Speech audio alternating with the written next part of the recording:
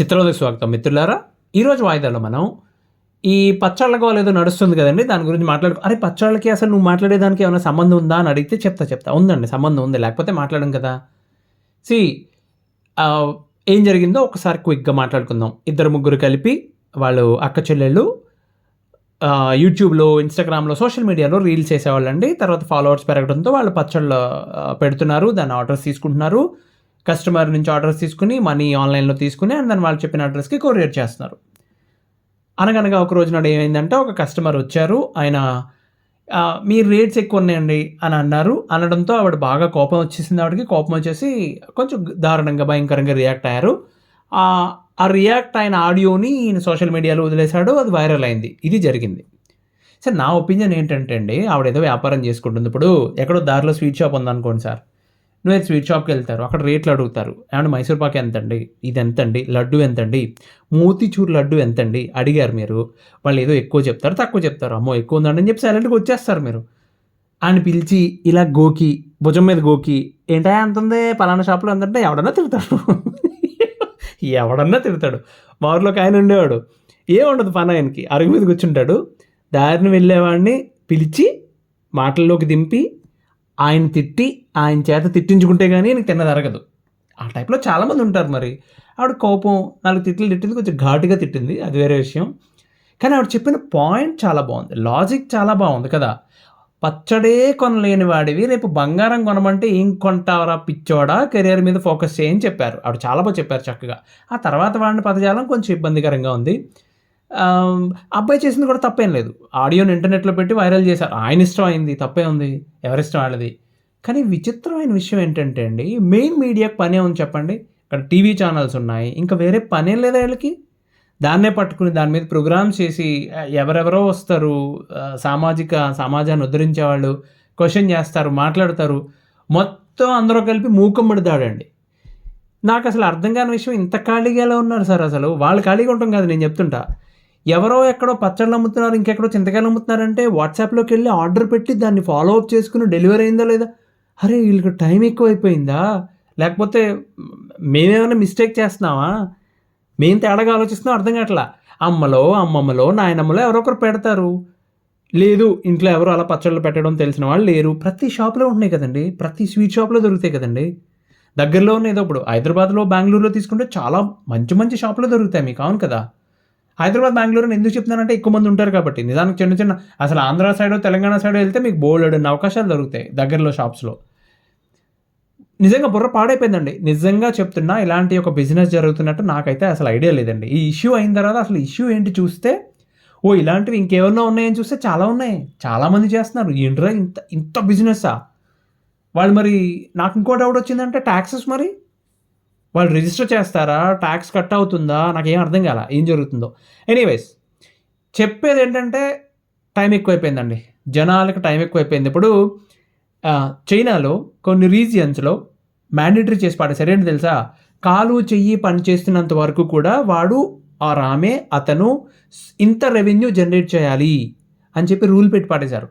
So వాడు నువ్వు ఆఫీస్కి వెళ్ళు, ఉద్యోగం చేయి, ఇంటికి వచ్చిన తర్వాత ఒక గంట రిలాక్స్ అయ్యి మళ్ళీ కూర్చో, బొట్టలు వెళ్తావో, దువ్వలు తయారు చేస్తావో, నువ్వు పిన్నిసులు తయారు చేస్తావు, నీ ఇష్టం, నువ్వు ఏదో పని చేస్తూనే ఉండాలి.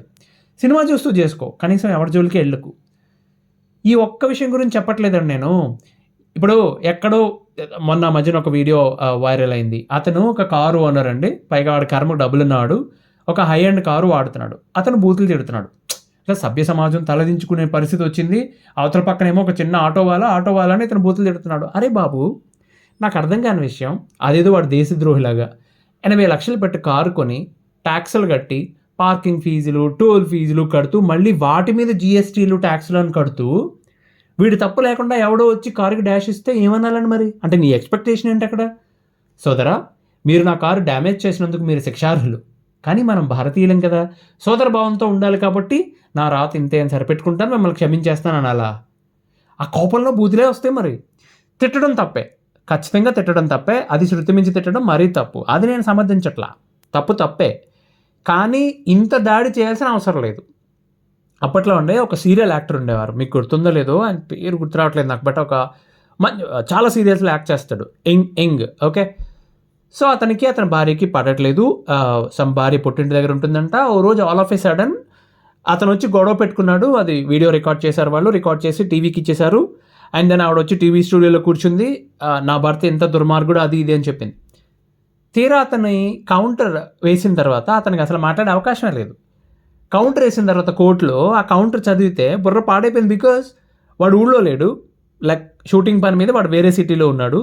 ఈవిడ పుట్టింటి దగ్గర ఉంటుంది 2 ఏళ్ళ నుంచి. అప్పటికే ఈవిడ ఆల్ ఆఫ్ ఏ సడన్ వాడు ఊళ్ళో లేడని తెలుసుకుని వాళ్ళకి ఆపరేట్ చేసిన ఇంటికి వెళ్ళి తలుపులు బద్దలు కొట్టి అక్కడ ఉన్న సామాన్లు, బంగారం, వాడి సామాన్లు కూడా పట్టుకొచ్చింది ఆవిడ.